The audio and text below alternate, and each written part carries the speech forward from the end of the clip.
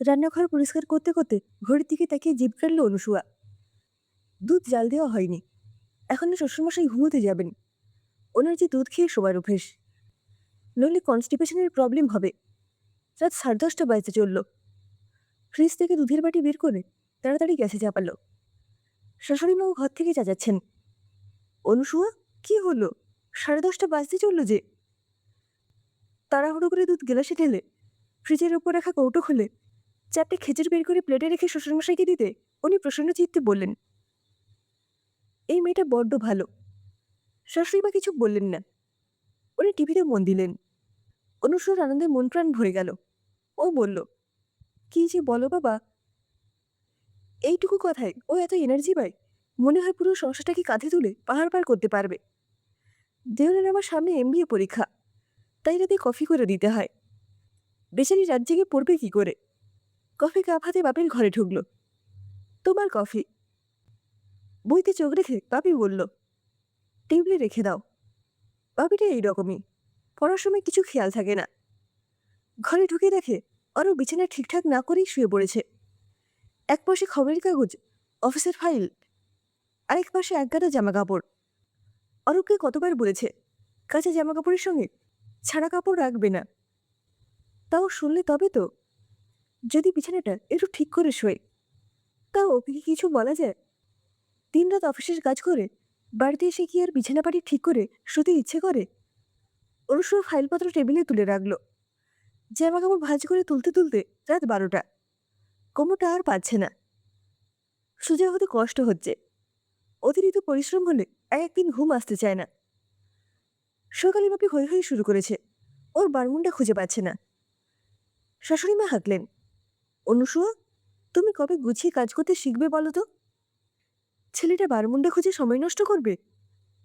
রান্নাঘর থেকে ঘেমে নিয়ে ঘাম মুছতে মুছতে বেরিয়ে এলো অনুসূয়া। কি হয়েছে মা?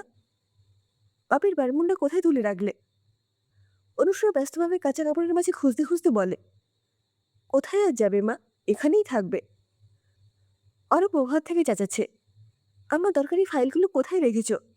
কতবার বলেছি ওগুলোতে হাত দেবে না। শাশুড়িমা ছুটে গেলেন, কি পাচ্ছিস না বাবু? আরে একটা ফাইল।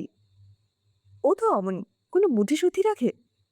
অনুসূয়া ঘরে ঢুকতে ঢুকতে আরো বিরক্ত হয়ে তাকায়। উফ, কি করো বলো তো? কই সরো, আমি দেখছি। অনুসূয়া ড্রয়ার থেকে ফাইল বের করে অরূপের হাতে ধরাতে ও ছো মেরে ফাইলটা নিয়ে ব্যাগে পুরে নিল। শাশুড়িমাও চলে গেলেন। বুদ্ধিশুদ্ধিহীন বলাটা কি নির্বুদ্ধিতা, সে বিষয়ে কোনো মত প্রকাশ করলেন না। উনি জানেন উনি ঠিকই বলেছেন। অরূপ জানে ও তদারকি করা অনুসূয়ার কর্তব্য, আর ওকে মেজেজের সঙ্গে আদেশ করা অরূপের অধিকার। অনুসূয়া সবসময় নাম্বার 1 হওয়ার চেষ্টা করে। স্কুলবেলায় পড়াশোনায় কাঁচা ছিল। মা বলতো, তোর দ্বারা কিচ্ছু হবে না, তোকে বিয়ে দিয়ে দেবো। বাবা মায়ের কথার সম্মতি স্বীকার করে মাথা নাড়ত। কলেজ বেলায়ও চেষ্টা করেছে, কিন্তু না, পড়াশোনার উপর বিজয় পতাকা ওড়াতে পারিনি। টেনে টুনে 42% বিয়ে পাস। স্কুলে দিদিমণিরা তো ওকে চিনতই না। ক্লাসের টিচার বলতেন লাস্ট বেঞ্চার্স, প্রফেসররাও নয়। যতদিন স্কুল কলেজের বাউন্ডারিতে ছিল ও এক পরিচয়হীন অখ্যাত ছাত্রীই ছিল। চেষ্টা করে কখনো প্রশংসা পায়নি। অঙ্কে হীরক স্যার বলতেন মাথা মোটা, ইংরেজির সুরেশদা বলতো গবেট। তাই সংসার জীবনে অনুসূয়া চায় সফল গৃহবধূ শিরোপা পেতে।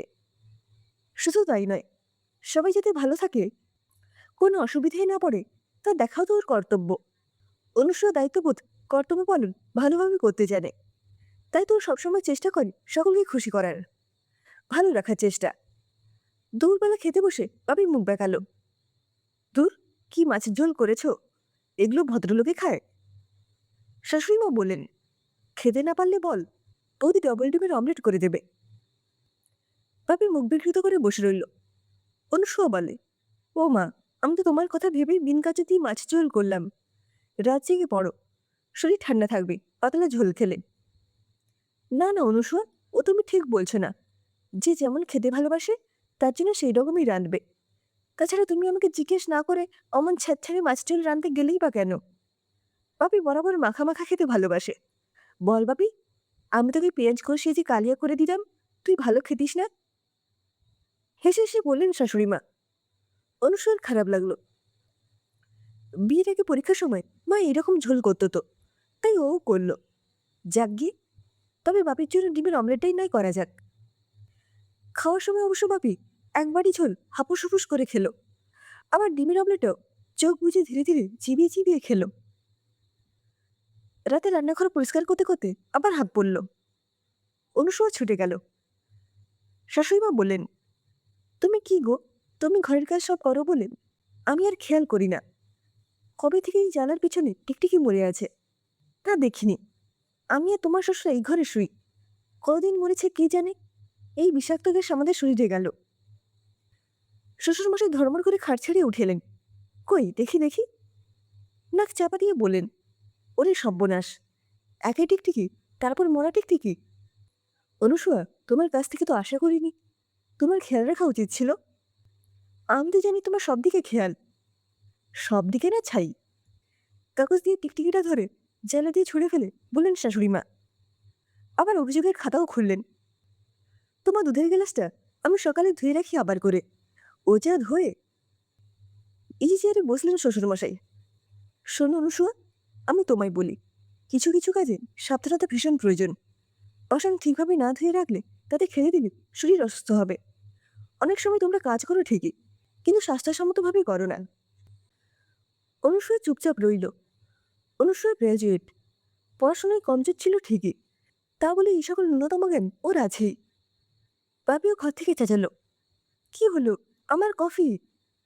সঙ্গে সঙ্গে শ্বশুরমশাইও বললেন, 11:45 বাজতে চলল, আমার 10:30টার দুধ। কাল নির্ঘাত বেগ আসবে না। এটা কিন্তু তোমার দোষ অনুসূয়া, মনে করি এই কাজগুলো তো করবে নাকি। অনুসূয়া দ্রুত রান্নাঘরে গেল।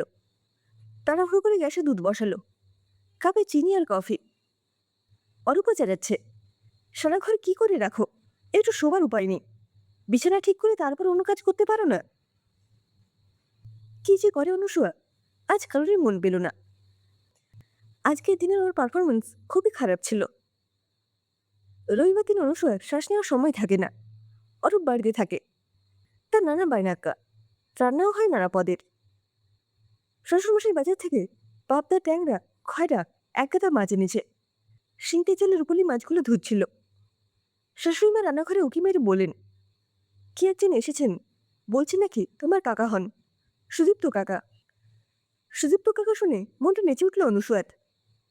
সুদীপ্ত কাকু, ছোটবেলায় সুদীপ্ত কাকু ওদের বাড়িতে ভাড়া থাকতো। ওকে কত সুন্দর সুন্দর গল্প শোনাতো, আর পকেট থেকে আমসত্ত্ব বের করে দিত।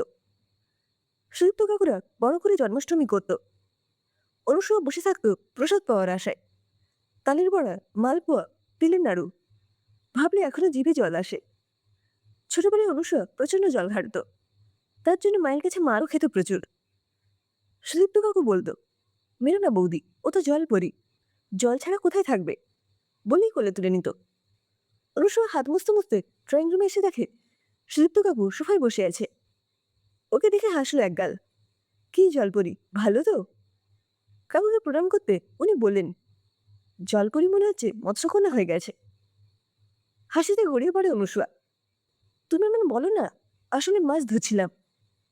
তা বস না, কতদিন পর তোকে দেখলাম বলতো। আমরা তোদের বাড়ি ছেড়ে ফ্ল্যাট উঠলাম প্রায় বছর 10 হলো। তোদের বাড়ির কাছে মানে মানিকতলায় আমার কাকার বাড়ি, এখানেই এসেছিলাম। তোর বাবার সঙ্গে কালই ফোনে কথা হলো, বলল, সুদীপ্ত, ওদিকেই তোমার গুড়গুড়ির বিয়ে হয়েছে। আমি বলি, গুড়গুড়ি না দাদা, জলপরি।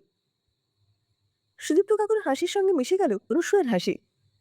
ওদের হাসির মাঝে জোরে জোরে অনুসূয়ার নামে ডাক পড়ল। ও ঘর থেকে অরূপ ডাকছে, একবার শুনে যাবে। অনুসূয়া বলল, কাকু তুমি বসো, আমি আসছি।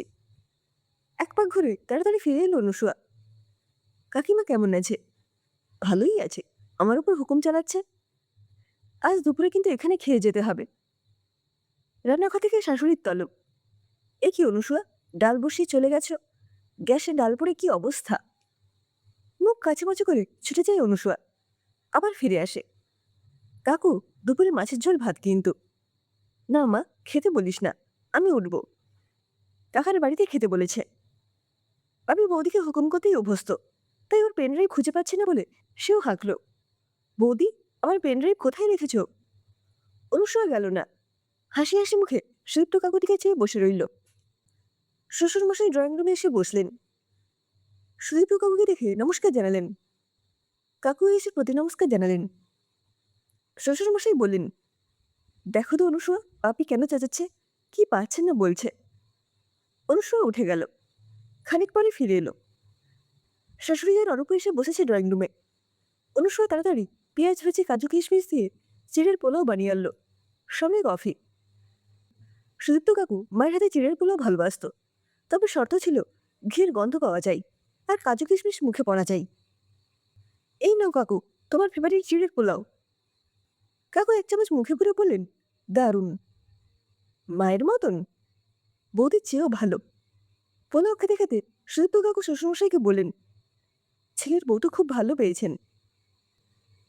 শ্বশুরমশাই এমনভাবে হাসলেন যেন হেসে সুদীপ্ত কাকুকে ধন্য করলেন। শাশুড়ি বললেন, কাজ তো এখানে এসে শিখলো, তাও আমি বলে বলে সব করাই, ও একটু কেয়ারলেস আছে। বলতে বলতে উনি কেমন ফুলে ফুলে উঠলেন। সুদীপ্ত কাকু সোফার নিচে প্লেটটা নামিয়ে রাখলেন। অনুসূয়ার দিকে চেয়ে বলেন, তোর সত্যি অনেক দোষ আছে জলপরি। আমি আসার পর থেকে দেখছি সবাই তোকে ডাকে, আর তুই এক ডাকেই ছুটে যাস। কেন যাস? ভগবানও তো এক ডাকে সাড়া দেয় না। আর একটা কথা মনে রাখবি, তুই এই বাড়ির বউ, চাকর নোস। শ্বশুরমশাই গলা গম্ভীর করলেন, আমরা বাড়ির বউকে চাকর ভাবি বলে আপনার মনে হলো? করজোড়ে সুদীপ্ত কাকু বলেন, আপনারা কেন ভাববেন? আপনারা তো অনেক বড় মনের মানুষ। আমি আমার জলপরির ভাবটা বদলাতে চাইছি। পাপস আমাদের সবার দরকার হয়, সব ঘরে থাকে, কিন্তু তাকে কেউ নিয়ে মাথা ঘামায় না। মনে হয় না সব ধুলো ময়লা ওই তো নিজের গায়েই মাখছে। আমাদের কাছে পাপস কোনো গুরুত্বপূর্ণ বস্তুই নয়। শাশুড়িমা ভুল কোচকালেন। কাকু তাকালো অনুসূয়ার দিকে। জলপরি, অবশ বা নেতা হোস না, লোকে তো ব্যবহার করতে চাইবেই, মানুষের ধর্ম। যদি কাজ কাউকে দিয়ে হয়ে যায়, তবে নিজের কতল কেউ কেন খাটাবে? তাই দোষ তো তোমারই। তুমি গ্র্যাজুয়েট হয়েও ব্যক্তিত্ব তৈরি করতে পারোনি। দণ্ড না হও, নেতা হয়েও না। সুদীপ্তবাবু সোজা হয়ে উঠে দাঁড়ালেন। অরূপের দিকে তাকিয়ে বললেন, তোমার স্ত্রী বুড়ো বয়সে যাতে তোমার সম্মান করে, সে দায়িত্ব কিন্তু তোমার। যৌবনের রথে চড়ে আমরা বার্ধক্যের শ্লথ দিনগুলো ভাবতেই চাই না, কিন্তু ভাবা উচিত। সুদীপ্তবাবু বেরিয়ে গেলেন। অনুসূয়া কাকুর পেছনে পেছন গেল। গেটের কাছে আসতে কাকু ওর মাথায় হাত রাখলেন। রোদটা বেশ চড়া, অনুসূয়া ভালোভাবে তাকাতে পারছিল না। কাকুর হাতটা মাথায় পড়ায় অনুসূয়া চোখটা ভালো করে খুলতে পারল। অনুসূয়া বলল, আবার আসবে তো? কাকু পকেট থেকে আমসত্ব বের করে ওর হাতে দিলেন। আসবো, যেদিন তুই নিজের মূল্য লোকের মুখে শুনে বিচার করবি না, যেদিন তুই নিজেকে নিজে সম্মান করবি, সেই দিন আবার আসবো। অনুসূয়ার চোখ ছলছল হয়ে গেল। বলল, আমি কি পারবো কাকু? না পারলে পাপস হয়ে থাকবি জলপরি। সুদীপ্ত কাকু চলে গেলেন। ধীর পায়ে ঘরে ঢুকলো অনুসূয়া। রান্নাঘরে ডালে মাখামাখি গ্যাস ওভেন মুছল, মাছ ধুলো, রান্না করে সকলকে খেতে দিল। সুদীপ্ত ঝড়ের প্রভাবে ঘরের বাতাবরণ একেবারে শান্ত। সবাই চুপচাপ খেলো। অরূপের গলার স্বর মিনমিন করছে। শাশুড়িমা খাওয়ার পর টেবিল বুঝলেন। কাঁচা জামা কাপড় ড্রয়িং রুমে বসে বসে ভাঁজ করলেন আজ। শ্বশুরমশাই বাক্য অভিধান বোধহয় ফুরিয়েছে। মনে মনে হাসে অনুসূয়া। কাকু যা শুরু করে গেছেন তা জিয়ে রাখতে হবে ওকে, বদলাতে হবে নিজেকে, তবেই বদলাবে বাতাবরণ।